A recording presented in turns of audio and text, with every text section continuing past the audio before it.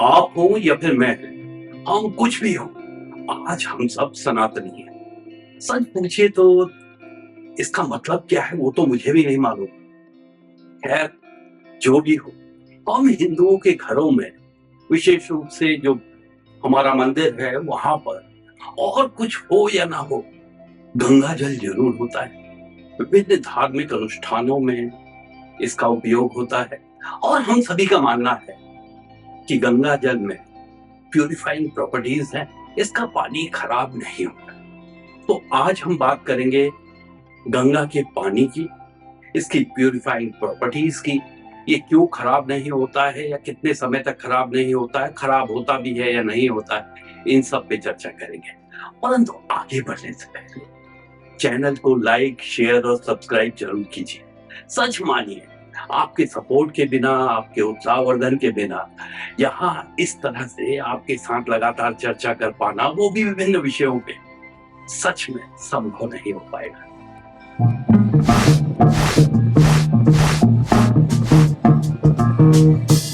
आज हम बात करेंगे गंगा के पानी की प्यूरिफाइंग प्रॉपर्टीज के बारे में।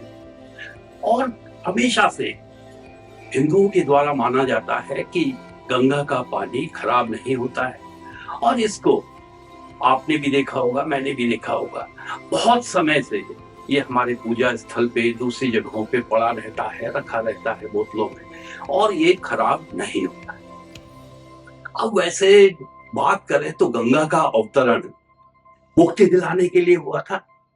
भगीरथ पुत्रों को मुक्ति दिलाने के लिए गंगा पृथ्वी पर आई थी, या पृथ्वी पर गंगा को लाया गया था भगीरथ पुत्रों को मुक्ति दिलाने के लिए। और शुरू से गंगा जो है उसका पृथ्वी पे अवतरण शिवजी से जुड़ा हुआ है। शिवजी ने अपनी जटाओं में उसे बांध लिया ताकि उसका वेग कम हो और वो बहुत ज्यादा नुकसान न पहुंचाए। तो गंगा अपने अवतरण से प्यूरिफाइंग इफेक्ट रहा है, मोक्षदायिनी रही है और भगवान शंकर के साथ इसका जुड़ाव रहा। अब बात करते हैं गंगा की प्यूरिफाइंग प्रॉपर्टीज की। अब ऐसा नहीं है कि अभी हाल जो कुंभ हुआ उसमें काफी लोगों के बीच मतभेद थे कि गंगा का पानी जो है वो पीने लायक या फिर आचमन के लायक है या नहीं है, स्नान करने लायक है या नहीं है। बाद में पॉल्यूशन कंट्रोल बोर्ड ने अपनी रिपोर्ट में कहा कि गंगा का पानी स्नान करने के लिए सेफ है। परंतु गंगा का पानी की जो प्यूरिफाइंग प्रॉपर्टीज है वो हमने कुंभ से नहीं जानी, सदा से इसके पानी को प्यूरिफाइंग माना गया है। पानी की बात होती है तो अभी हम सभी को स्वच्छ पेयजल उपलब्ध है और जल जनित बीमारियां जितनी भी हैं वो काफी कम है। परंतु विगत में ऐसा नहीं था, विशेष रूप से 19वीं शताब्दी, 18वीं शताब्दी, उस समय जल जनित बीमारियों से काफी ज्यादा लोग मारे जाते थे। और 19वीं शताब्दी में 1886 से 1891 के बीच दुनिया भर में 5वीं बार कॉलरा महामारी के रूप में फैला और इसकी शुरुआत जो हुई वो कलकत्ता से हुई। उस साल 60,000 लोगों ने गंगा सागर में स्नान किया था और उसके बाद ये बीमारी फैली, क्योंकि आवागमन के साधन उस समय काफी ठीक ठाक हो गए थे, लोग एक जगह से दूसरी जगह जा रहे थे। तो पहले ये भारत में फैला, फिर बाकी के एशिया में, और यहाँ से ये यूरोप में फैला और उस समय पहली बार कॉलरा यूरोप में फैला और वहां से इसने अमेरिकी जो महाद्वीप है उस पे अपना प्रभाव दिखाया। ये पूरे विश्व में एक पैंडेमिक की तरह फैल गया। और इससे पहले 1863 से 1875 के बीच में जब चौथी बार कॉलरा महामारी फैली थी, उस समय थर्ड वर्ल्ड सेंट्री कॉन्फ्रेंस जो कॉन्स्टेंटिनोपल में हुई, उसमें ये माना गया कि हिंदू और मुस्लिम जो धार्मिक आयोजन होते हैं उसमें बहुत बड़ी संख्या में लोग इकट्ठा होते हैं और इसे उत्तरदायी माना गया कॉलरा के फैलाव के लिए। ज्यादा भीड़ आती है, साफ सफाई नहीं हो पाती है और इसकी वजह से इस तरह की बीमारियां फैलती हैं। और यूरोप में जो ये कॉलरा फैला इसे ईस्टर्न प्लेग कहा गया उस समय। और इसके बाद जो रिसर्च वगैरह हुई उसमें जर्मन माइक्रोबायोलॉजिस्ट थे रॉबर्ट कॉच। उन्होंने ये बीमारी फैलाने वाले जो बैक्टीरिया थे उनको आइसोलेट किया और जर्म थ्योरी ऑफ डिजीज प्रतिपादित की। उसके बाद 1892 में जर्मन केमिस्ट थे व्लादिमीर हैफेन, उन्होंने 1892 में कॉलरा की वैक्सीन विकसित की। आज हम बात कर रहे थे गंगा के पानी के प्यूरिफाइंग इफेक्ट की। वो अर्नेस्ट हैनबरी हैनकेन ब्रिटिश माइक्रोबायोलॉजिस्ट थे। 1896 में जिस समय की हैजे का फैलाव बहुत ज्यादा था, कॉलरा फैला हुआ था, उन्होंने हिंदू तीर्थयात्रियों को गंगा जल ले जाते हुए देखा। उनको लगा कि इससे कॉलरा का फैलाव हो सकता है, परंतु उन्होंने कुछ उसके साथ प्रयोग किए गंगा जल के साथ, और उन्होंने पाया कि गंगा जल में जो बैक्टीरिया है कुछ समय बाद अपने आप नष्ट हो जाते हैं। उन्होंने ये भी पाया कि पास पड़ोस के जो कुएं थे उसका जो पानी है, कुओं का जो पानी है जो कि गंगा जल के संपर्क में नहीं है, उसमें तो बैक्टीरिया रहते हैं, परंतु जो गंगा जल है वो बैक्टीरिया को समाप्त कर देता है। जो हमारा नोशन है, the notion of purifying properties of Ganga was however defined. उसने कहा कि इस तरह की कोई प्रॉपर्टी नहीं है, कोई इनवेजिबल एजेंट है जो कि बैक्टीरिया को मार देता है। आज हम बात कर रहे थे गंगा के पानी के प्यूरिफाइंग इफेक्ट की। वो 1915 में फ्रेडरिक टॉवर्ट थे, वो रिसर्च कर रहे थे। उन्हें कुछ ऐसे एजेंट्स मिले जो बैक्टीरिया को नष्ट कर देते थे। उन्होंने उन्हें आइसोलेट कर दिया, परंतु ये पता नहीं लगा पाए कि ये अलग एजेंट है या बैक्टीरिया है। उन्हें लगा कि कोई प्रोटीन है या फिर ये बैक्टीरिया के अंदर ही ग्रो कर रहा है। उसके बाद 1917 में फ्रेडरिक डेहले थे साइंटिस्ट, उन्होंने कहा कि ये बैक्टीरिया को समाप्त करने वाला बैक्टीरिया है। उन्होंने इसे कहा बैक्टीरियोफेज है। उस समय वायरस का ये पता नहीं था कि ये वायरस है। उन्होंने कहा कि ये बैक्टीरिया को खाता है, बैक्टीरिया का नष्ट करता है, इसको बैक्टीरियोफेज कहा गया। तो गंगा के पानी में बैक्टीरियोफेज है, ये पता 1920 के आसपास लगा। और आज के समय में कई बैक्टीरियाफेजेस ऐसे गंगा के पानी में डिस्कवर किए गए जो एंटीबॉडी रेजिस्टेंट बैक्टीरिया है उनको भी नष्ट कर देते हैं। तो यहाँ ये पता चला कि गंगा के पानी में बैक्टीरिया पैदा नहीं होते हैं, इसलिए क्योंकि इसमें बैक्टीरियोफेजेस है। और साथ ही ये भी कहा गया कि बैक्टीरियोफेजेस हैं, presence of bacteriophages is because there are bacteria है जिन पर की बैक्टीरियोफेजेस पल रहे हैं, और उसकी वजह से गंगा का पानी खराब नहीं होता है। Institute of microbial technology Chandigarh में है, उसने 25 के करीब अलग अलग बैक्टीरियोफेजेस को आइसोलेट किया है गंगा के पानी से, और इसमें से कुछ बैक्टीरिया ऐसे भी हैं जो माइक्रोबॉडी रेजिस्टेंट जो बैक्टीरिया है उनको भी नष्ट कर सकते हैं।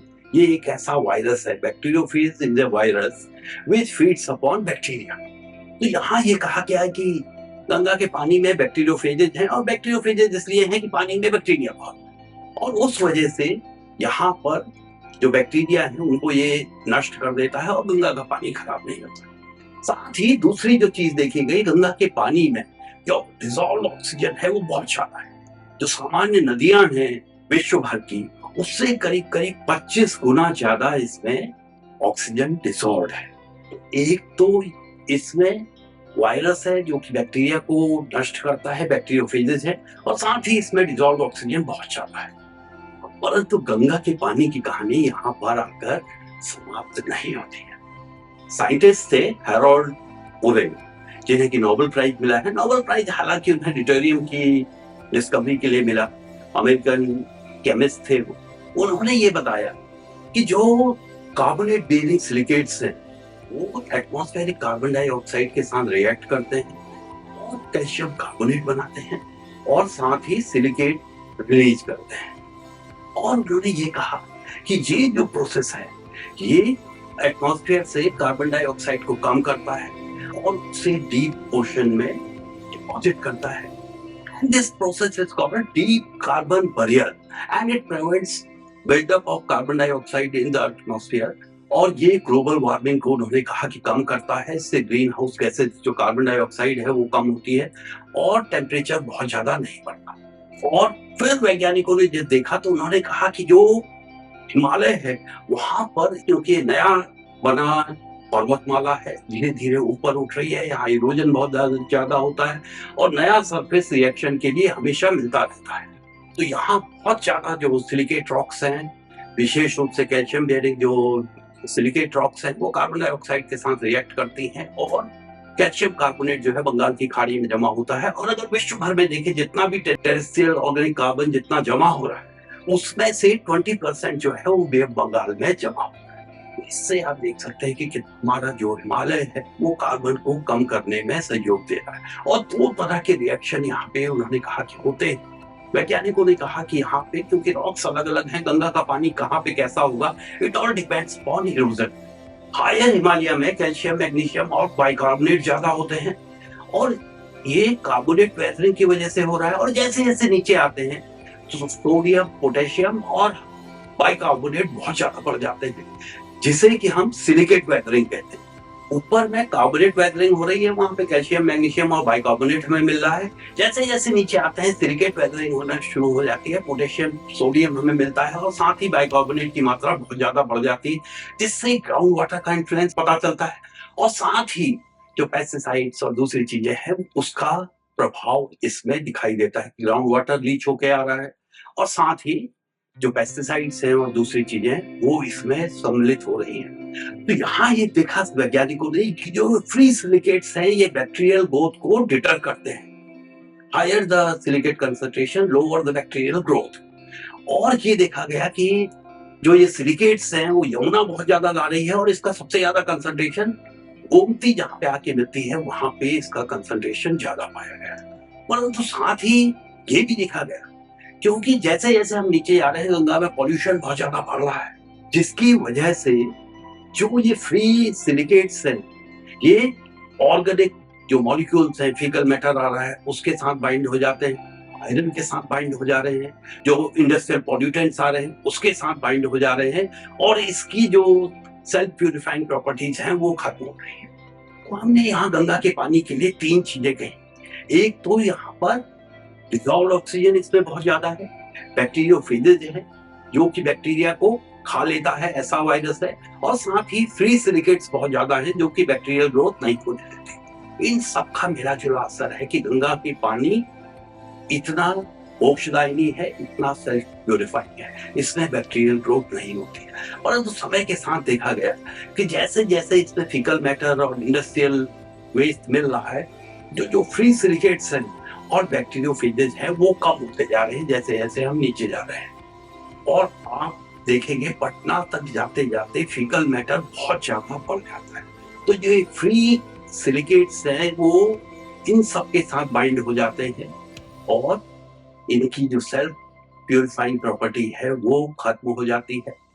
जो हमारा ये सिस्टम है, पहाड़ों में हम देख रहे थे कार्बन डाइऑक्साइड जो है बारिश के पानी के साथ मिलकर थोड़ा एसिडिक हो जाता है, बारिश का पानी कार्बन डाइऑक्साइड की वजह से, और ये तेजी से रिएक्ट करता है और कैल्शियम कार्बोनेट पैदा करता है, सिलिकेट्स पैदा करता है।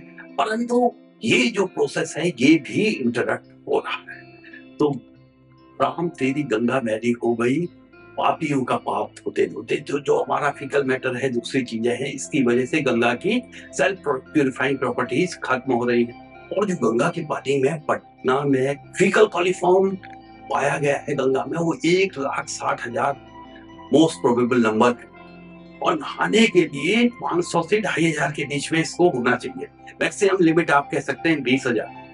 परंतु पटना में फीकल कॉलीफॉर्म जो है 1,60,000 मोस्ट प्रोबेबल नंबर तक पहुंच रहा है और ये पॉल्यूशन कंट्रोल बोर्ड के दावे। अभी कहा जा रहा है कि इसकी स्थिति ठीक हो रही है परंतु अभी इतनी ठीक नहीं। तो यहाँ गंगा को साफ करना इसलिए भी जरूरी है कि क्यों ज्योमेट्रिकल टाइम स्केल में प्रोसेस चल रहा है जिसकी वजह से एटमॉस्फेरिक कार्बन कार्बोनेट के रूप में तब्दील होके और समुद्र में जमा हो रही है। ये प्रोसेस लगातार चलता रहे, गंगा में बैक्टीरियोफेजेस बने रहे, फ्री सिलिकॉन बना रहे, गंगा का पानी जो है वो कार्बोनेट्स को बे ऑफ बंगाल में जमा करता रहे, इसमें डिसॉल्व ऑक्सीजन का स्तर बना रहे। और अगर आपको यहाँ की जा रही चर्चा, यहाँ की जा रही बातचीत अच्छी लग रही है, इससे कुछ नए विचार आ रहे हैं, कुछ सोचने को मिल रहा है, तो हमारे साथ बने रहिए। चैनल को लाइक कीजिए, शेयर कीजिए, सब्सक्राइब कीजिए।